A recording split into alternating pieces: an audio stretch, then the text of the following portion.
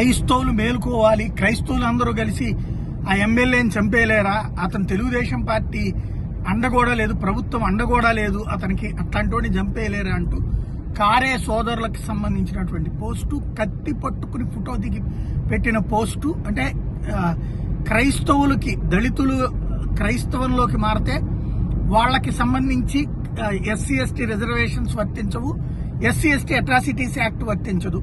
SC ST atrocities act వర్తించదు అన్నది కోర్టే తీర్పిచ్చింది మొన్న ఒక పాస్టర్ విషయంలో. అది సుప్రీంకోర్టు దాకా వెళ్ళినా సరే.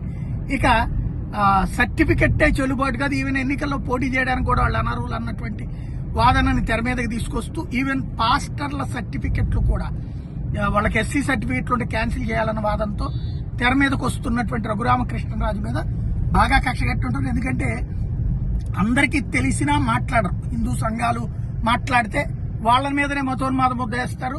అదే సందర్భంలో యాక్షన్ తీసుకునే ధైర్యాలు ప్రభుత్వాలు చేయవు, ఇనిషియేటివ్ తీసుకో. ఇట్లాంటి సందర్భంలో రఘురామకృష్ణరాజు పదే పదే టాపిక్స్ రైట్ చేస్తుండటం, అది పెద్ద చర్చకే తావిస్తున్నాం.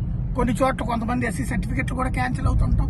ఈ నేపథ్యంలో ఇక రఘురామకృష్ణరాజును చంపడానికి అంత బహిరంగ స్టేట్మెంట్, సోషల్ మీడియాలో పోస్టు, ఆ తర్వాత రఘురామకృష్ణరాజు దాన్ని పోస్ట్ చేయడం, నిలదీయడం, ఆ తర్వాత కాళ్ల మండలం పోలీసులు ఇప్పుడు వాళ్ళని అరెస్ట్ చేశారన్నటువంటిది. అయితే వాళ్ళు తిరువూరు ఎమ్మెల్యే అనుచరులం అని చెప్పుకుంటున్నారట, కొలికిపూడి శ్రీనివాస్ గారి అనుచరులమని. కొలికిపూడి కూడా మొన్న ఈ పాయింట్ మీద, అంటే కన్వర్టెడ్ క్రిస్టియానిటీకి ఎస్సీ సర్టిఫికెట్ ఉండాల్సిందే అన్న వాదన చేసుకొచ్చారు.